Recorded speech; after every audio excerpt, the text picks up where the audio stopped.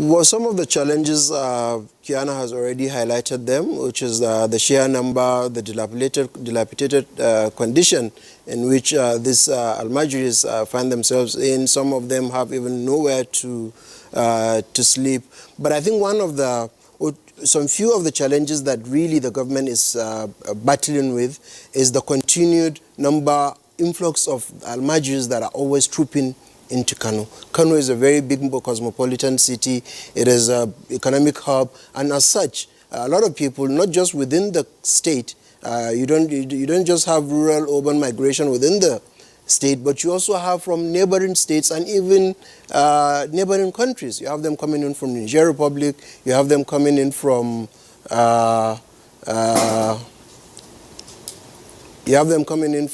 Chad and what have you. So basically, fundamentally, that is one of the major challenges that we have.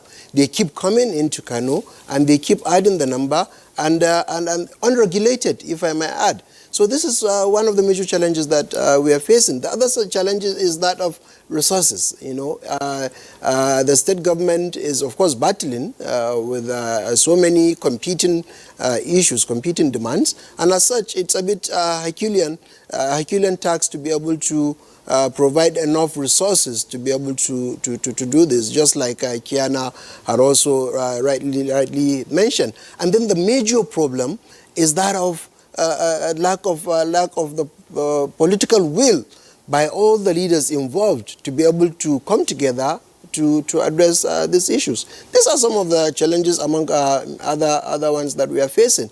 And I think to add to the last challenge that we are facing is that there is need for collaborative effort between the state, in particular the Northern Governors Forum. They need to come together, speak with one voice, because if Kano is doing its own effort, then other states are not equally responding, reciprocating, then you're going to have a problem. Whatever Kano does will not be sustainable. But to answer to the issues raised by Kiana, there has to be a starting point. We have to start. We've been talking about these things, and few leaders are taking the lead, the bold step in addressing the issue. We have to start from somewhere. And some of these things are already happening. For instance, now the federal government is feeding primary school people from primary 1 to 3. That is being done. It has lessened the burden of school feeding program from the state. Well, in Kano, His Excellency Dr. Abdullahi Morganduja has extended that from primary 3, from primary 4 to 6, which has also, because of that feeding alone, has increased the number of school enrollment in the state. And some of these new students that you have coming into the school system are also some of the Almajiris. So already there's a provision in that school feeding program that is catered for this type of system. Then you also have a brand new initiative by the state government, which is the Sangaya feeding program. About 1,000 schools, these out-of-school children, have been identified as a pilot phase where they will be sending food donations to the schools to be able to feed these children. Because one of the reasons that the Al-Rammas or the Ustaz or the Malams give is that they do not have enough resources to be able to feed these children, so they send them out to beg. So the government is saying that if that is one of the major reasons why these kids are on the streets, so the thing to do is to be able to support them and complement them in terms of feeding these Almajiris so that they can stay in their school. But you need to understand that you have to have partners in these things. You have to have people that are willing to come and support the state government to ensure that this policy succeed. Nobody wants to see these kids. We all know the consequences of leaving these kids to roam about. We see the insecurity challenges that they have posed to the country as a whole, and so on and so forth. So what needs to be done is the coordinated effort between all the stakeholders involved. Locally enough, which is very, very key and fundamental, is that even before the pronouncement, privately, His Excellency has sat down with these Al-Rammas, Malams and Sheikhs of these schools, with a number of them. He has sat down, explained to them that this cannot go on. It cannot continue like this. There has to be an end to this type of system whereby you see kids on the street roaming. And a lot of them have accepted His Excellency's proposal, and they are willing, and they are already doing whatever they can to be able to support them. So the key is to have partners come in, join hands with the government, and be able to provide solutions, to be able to provide assistance, to the state government in ensuring that. And fundamentally, parents also need to come in. You have to, Islamically, you have to take care of your own children. You have to provide for them. If you do not have the means to get married, don't. If you do not have the means to take care of this, find a solution to it, and so on and so forth. So, of course, there are concerns, but this policy will be able to be. There will be a lot of amendments, there will be a lot of adjustments, but like I said, we have to start from somewhere. We have started. We have seen a number of goodwills that are coming into Kano. UNICEF is already helping us. A number of donor agencies are already helping us in this particular.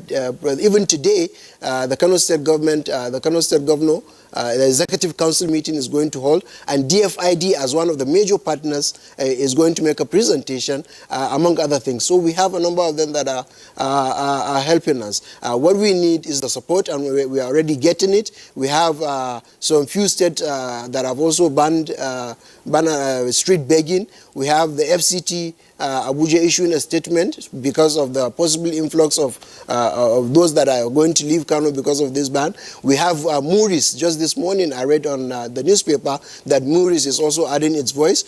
So we have a lot of goodwill that we are riding on. So please, let us not be pessimistic in this approach. I am a person that sees the glass as half full rather than half empty. If there's an effort to deliver solutions, please let us all join hands. Let us not be pessimists. Let's try our best and see that we come together, give it our shot. At least if there are errors along the line, we iterate and change and amend and move on. But the fact of the matter remains, this cannot go on as it is. The system has failed. There's need to reform it. Everybody agrees. So what we are doing is providing the solutions, and what we want Nigerians and the rest of the world is to help us in achieving it. If Kano gets it right, Northern Nigeria gets it right, the whole country gets it right, and Africa will get it right at the end of the day. All right. Thank you so much. I'd like to appreciate your comments, because you have opened up to let us in to the challenges that is also facing Kano State as it tries to implement the policy. And one good thing you have said, because since like the point I was thinking that he's already Uhuru in Kano from his first comment, right? Yeah, but after Kena has responded to our questions, Yakasai opened up and we can feel him. Now let's go to Maiduguri, where we have Miriama Dekwa. Miriama, you are of the UNICEF, and of course UNICEF has played a key role in some of our developmental efforts in the country, especially with respect to education. Now, what are you coming with this time around? You have told Nigerians on several occasions that we are drifting, and that there are many children out of school. What are you preferring for Kano and the other states who are having this issue of Almajiri influx? Okay.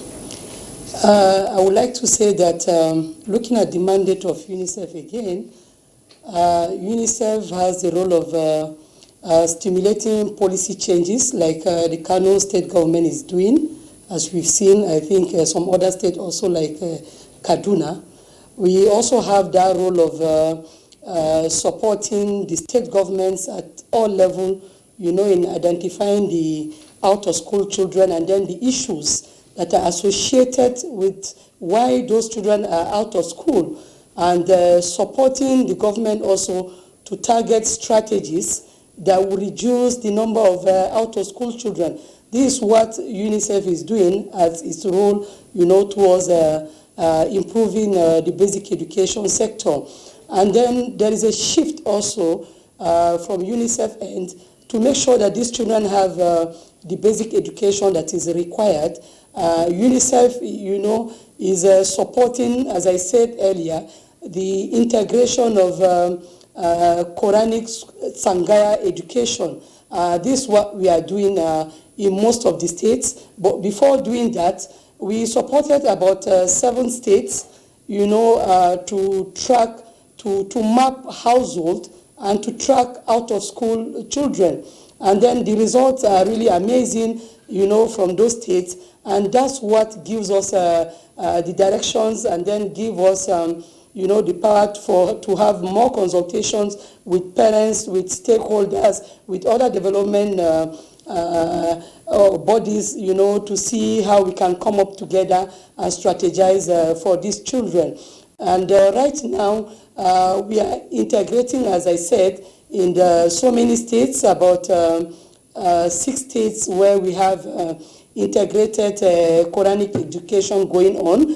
And then this start, we supported the Universal Basic Education Commission, in coming up with an integrated Quranic education curriculum, which is being used to have a kind of harmonized way of supporting these children. And then as part of the shift also, we have developed some primers, that ensure that there are kind of quality in what the children are learning. We've also come up with some training packages, and then we train also the facilitators that are in those integrated Quranic centers on how we can, they can teach, some basic literacy, basic numeracy, and then some life skills. So we have those training packages for the facilitators. And then if you could see in some of the states where we have the integrated Quranic school going on, and the children are learning those basic, education skills. As I say in the package also, we are integrating, the skills, that especially the vocational skills that enable them, to be self-reliant after they have completed, the Quranic schools which they are attending. And there's also a lot of service delivery that UNICEF is supporting in those integrated Quranic centers, in terms of improving the learning environment, looking at the water sanitation, that's the wash facilities, and then the environment where the learners are taking, the subject and others. And we also have some monitoring, observation of what is going on in those Quranic centers. So these are some of the efforts that UNICEF has put in place to see that we provide the basic education to those learners, that the underserved one, disadvantaged, wherever they find themselves in those Quranic schools. So these are some of the initiatives that we have. And then in addition to that, we have established also within the Quranic schools what we call the center-based management committees, that is made up of community representatives that really provide an oversight function to what is happening in those integrated Quranic schools. And then they support in terms of monitoring and making sure that the learners there are learning, the facilitators are doing what is expected of them, and then there is a kind of quality in what is happening. So, and these... All right, Miriam Adikwa, just before we let you go from Maiduguri Network Center, I'm sure you listened to Kiana here with us in Abuja and Yakasa in Kano, highlight and then address some of the practical challenges in reforming the Almajiri system. Against the background of what UNICEF is also doing, what is your reaction to those practical issues that they have raised with respect to how the system might be further transformed? Yeah, our reaction as UNICEF is to make sure, like the Kianan and then Yakase said, to work with all arms of government, to work with other development partners, and to involve parents and everybody to look at those policies on ground, and then come up with workable strategies that can really enable us address the issues at hand. So we need to have everybody on the table, and then to look at what is workable, what can we really sustain, and then to make sure that the children really have access and then opportunities for basic education. Would like to thank you so much, Miriama Dekwa, for your immense contribution this morning on Good Morning Nigeria. At this point, we'd like to once again say thank you and goodbye for now. Hope to see you again on this program. Miriama Dekwa is the Education Specialist, Bauchi Field Office, UNICEF. Bauchi Field Office, UNICEF.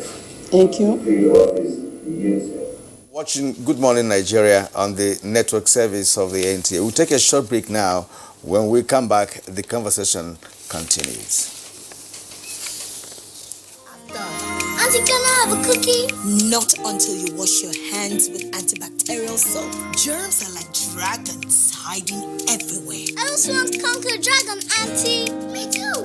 We can. Children are constantly exposed to diseases that cause colds, flu, and diarrhea. Mothers know that washing your hands with antibacterial soap stops the spread of germs and diseases. So you have to wash your hands before touching or eating. And when you come home after a long day and after using the toilet.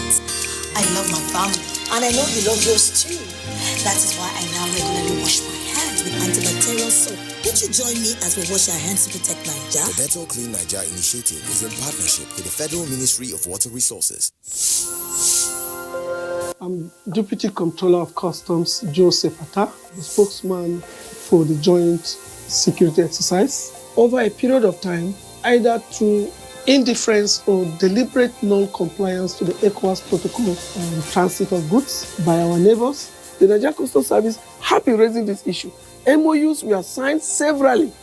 They were broken as soon as they were signed. We've seized over 32,050 kg bags of rice, and that is a huge impact.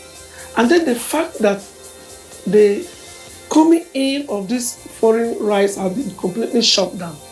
We've gone around, we've received testimonies of farmers who, before now, found it difficult to sell one truck on a market day.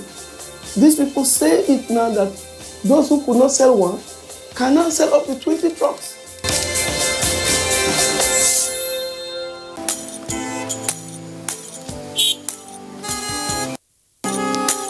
Move now!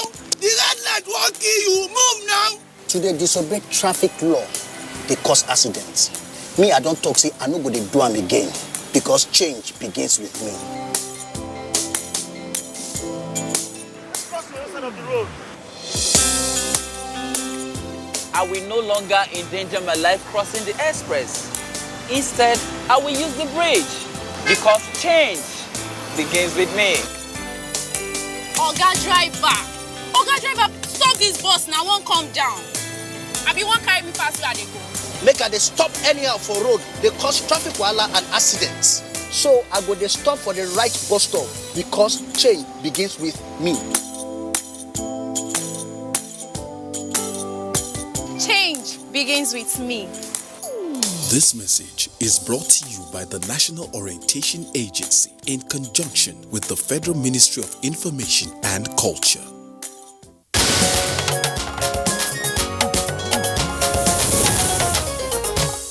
All right, you're welcome back, and you're still on Good Morning Nigeria live on the network service of the Nigerian Television Authority. Let's return to two guests here with us in the Abuja studios. We'll still have Yakasai in Kano, and presently we'll also be linking up with another guest from our MENA Center.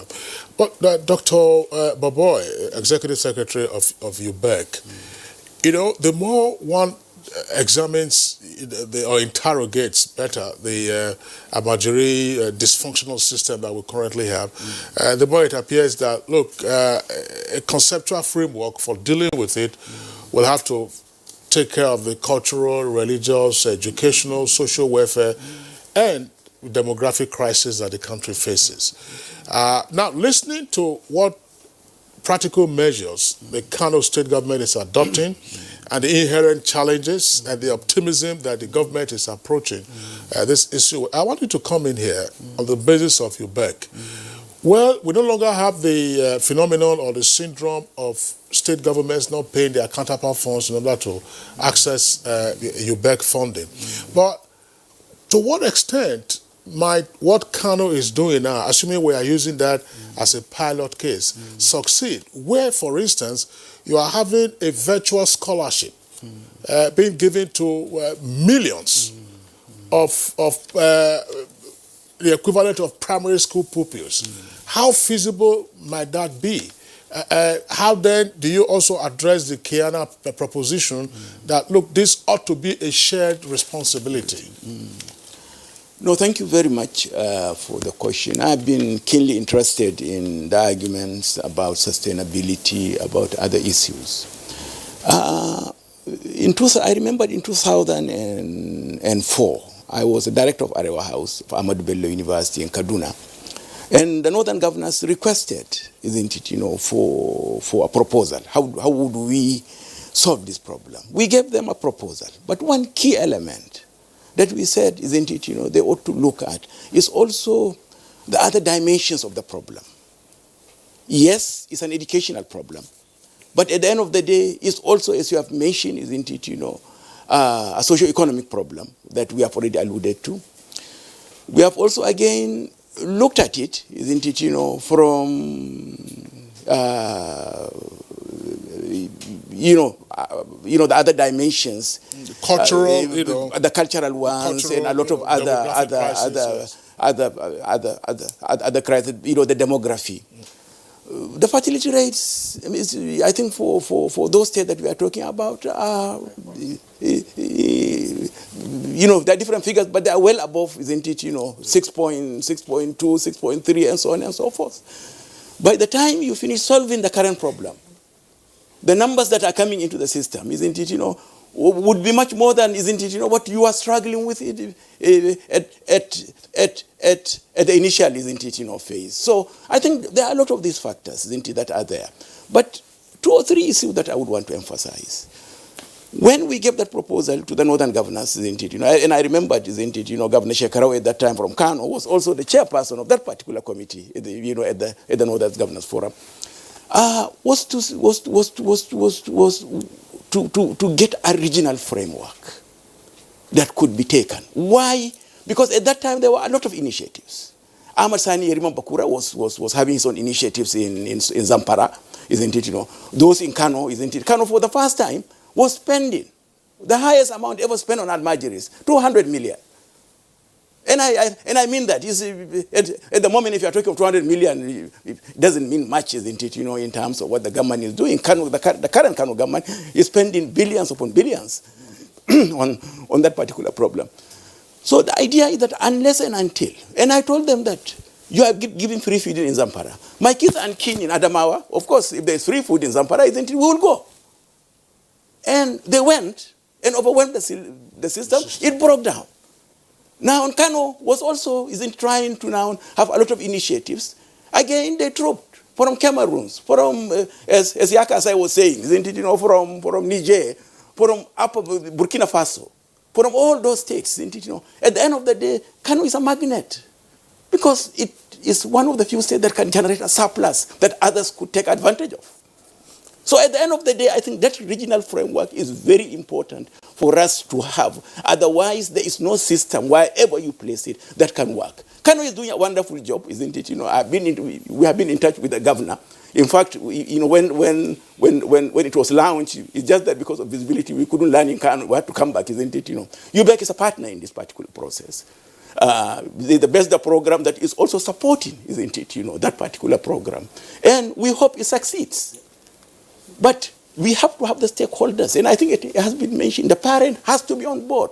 It's irresponsible for any parent to come and say that, look here, I have just gone to Amalam, given him my child, and that's it. How he feeds, where he sleeps, isn't it, whether he's studying or not, and so on, it's not my problem. We have to change attitudes and behavior to a point that people should feel responsible for their words. Should feel responsible that if I bring out a child into this world, isn't it, I have a responsibility. And I think this has to be there. The other aspect is also the ulama, the Islamic scholars. There has to be the sensitization. Because sanctions, yes, can help. But I think the most important thing is to see how do we change attitudes? How do you educate people? Interestingly, the major scholars are all on board. I remember we were in Bauchi, to launch a similar program, isn't it, from UBEC with the governor, with Sheikh Ayru Bauchi, and all the other scholars. They were there and very supportive. We were in different parts of the country, in Gombe, in all parts. There is that support. But I think now is to ensure that we galvanize this support from the traditional rulers. We were with the Emir of Argungu here, if you remember, isn't it, discussing the same issue about a year ago. It's to get all those actors acting on the same page. And I think that's the most important thing, and ensuring that there is a coordinated support that can be given, and the kind of policies that are sustainable. UBEC is prepared. At the moment, UBEC is working. It started with 9 pilot states, isn't it? Interestingly, Kano, the Almajiri school that were built during the previous regime that you are talking about, Kano yesterday wrote asking for permission to open the schools from UBEC. We said, go ahead. Because we want the schools to be used. They had been built, isn't it, for that particular purpose that Kano is there. So anybody who is saying that, no, we have infrastructure that we cannot use because of this, because of that, is because you don't have a plan to tackle the Almajiri issue. I was just wondering, Kirian, listening to Dr. Boboy, there's another element that we can introduce into this conversation as how to conceive of the Almajiri dysfunctional system and therefore what to do to reform it. It raised the issue of immigration. I mean, if people are coming from Cameroon, from Chad, from Niger, from Burkina Faso, the parents who have these children are not Nigerians. They don't pay taxes for the Nigerian system. So why then should your children benefit from what we're going to do? And then you overwhelm the system. Yeah, exactly. That's where I was going, before you came in. There are fundamental issues here. Unresolved fundamental issues that has not been addressed for so many years. And now that has culminated into what we have seen now today as an influx of Almajiris everywhere from all parts of Africa in the name of education. So I think the scholars were overwhelmed by the population, right? And of course, what the Kenya raised as to be the shared responsibility is not there. The parents are not making contribution. And how much of these challenges can Kano state government really, contain? We're talking about healthcare, we're talking about shelter, we're talking about feeding, and all of that. And Kenya, but there's a problem that I needed to raise because I'm worried about the spending aspect, about the sustainability. We need to take this Almajiri school, the integrated school, as an integral part of our educational system. Because when we start talking about, is this sustainable, spending money, doing this feeding, have we ever asked that about the conventional schools? Yes. We are spending billions upon billions, isn't it, in conventional school, making sure that they work, isn't it, For a long time, there has been very little spending on the Almajiri schools. Good. And that was why I recalled vividly, at the beginning of this conversation, that under Goodluck administration then, we had Almajiri school. What happened to those schools? Or were they not really built? Now, I'm bringing you in again, Sabo Kiana. You raised some very key elements in this conversation that require further examination. And first of all, the first one is the shared responsibilities, which you mentioned. And Dr. Boboy also talked about what he did when he was in Arua, right? What about the governors of northern Nigeria coming together? They have, Northern Governors Forum, and what have you. You have a good initiative, which is of course on the right of the Almajiris. What have you done with that platform in terms of, reaching out to these governors and other key stakeholders on what can be done to bring this to reform that you are talking about? Because without the reform, I don't think the Almajiri phenomenon is going to cease. It's not going to cease. The reform is required. So what are you doing? So, to answer your question, what are we doing in engaging or reaching out to these governors and leaders? Over the years, before the 2019 election, we did a campaign, tried to reach out to political leaders across all board, from the presidency, the governors, the assembly members, asking them what are their plans, how are they going to address this.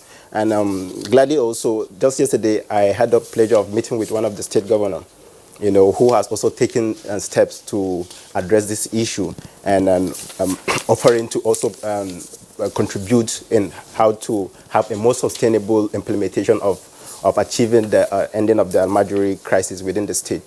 But so going on to also contribute to what Dr. Boboy said, I think my point about sustainability has to do with the fact that if you want to achieve intervention for these children around education, healthcare, decent livelihood at adulthood, and decent shelter, I strongly believe that we cannot achieve a measurable, sustainable, scalable intervention under the current traditional Almajiri system, where you have the schools scattered around, unregulated, and then you have again children coming from other states, just what I've mentioned.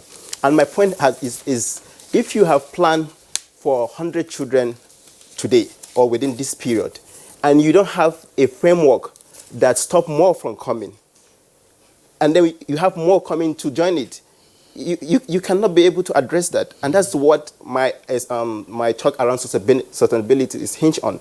You know, it's not as if the aid should not be the money should not be spent on them. No, but when you are spending the money and more are coming, then you become overwhelmed, you know. And then, so what my point is that we can have a framework that provide for these children, but also prevent more from coming, so that you can have a measurable intervention.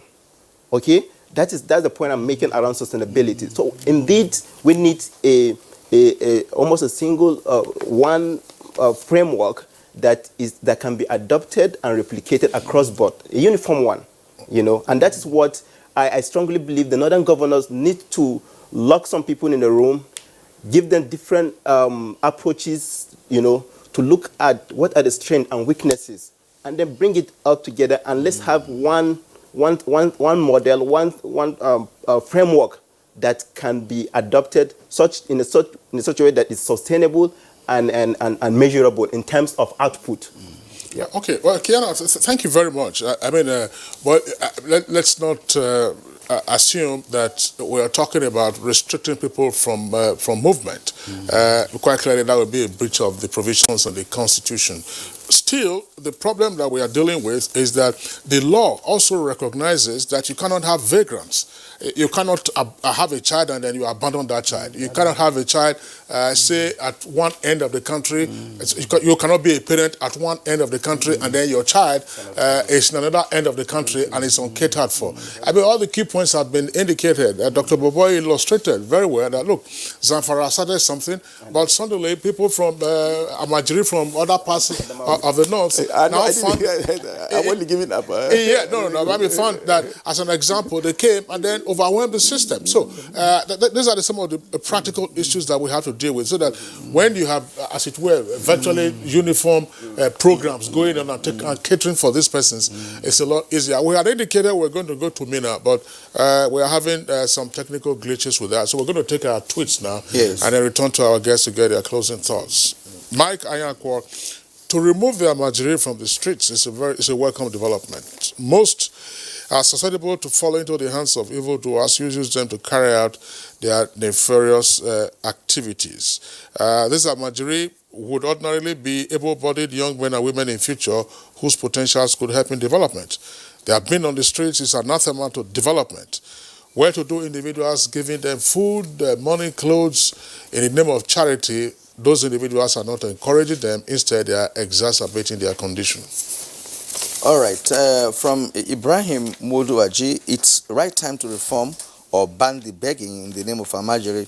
It's a good step in the right direction taken by some governors, but concrete plans should be put in place before the ban or any reform, as its nature is very complex, so that the ban or reform would be sustainable. Mohammed Kuranga, had Amajiri schools been maintained on equal footing with the conventional schools, Amajiris wouldn't have been roaming the streets by now. They are children too. Amajiris do not beg in the Middle East, so why here? Okay, let's take this from Steve Bond, 007. The program has to be reformed. There is no Islamic country that practices this. It is even a sin to neglect children and expose them to the element uncared for. Boko should not be, what is he talking about here? Okay, he said that, well, what I understand is that they are vulnerable to Boko Haram recruitment. All right, this is Khalifa Dikwa. Khalifa Dikwa too, it says state governments must reform their Amajiri system. Okay, now So from Umar Musa Usman, it's not every Almajiri that roams the street in the name of begging. I reside in Maiduguri and I have seen a boy that stays with his parents begging for food in the name of Almajiri. I've also known Zangaya, Almajiri Learning Center, where the Almajiris don't go out to beg. That's another dimension. That's another dimension, yeah. But the major phenomenon is that we have seen them in the videos, and we see them as part of the urban blight in our country. You see, they are Almajiri. They are usually often dressed in rags. No, but what she's saying is that there are children who have parents but who still go out to beg. That is true. That's I agree. That's with what you. she's citing. That's right. Yeah. Okay. We have another set of twists. Momo Kabiru.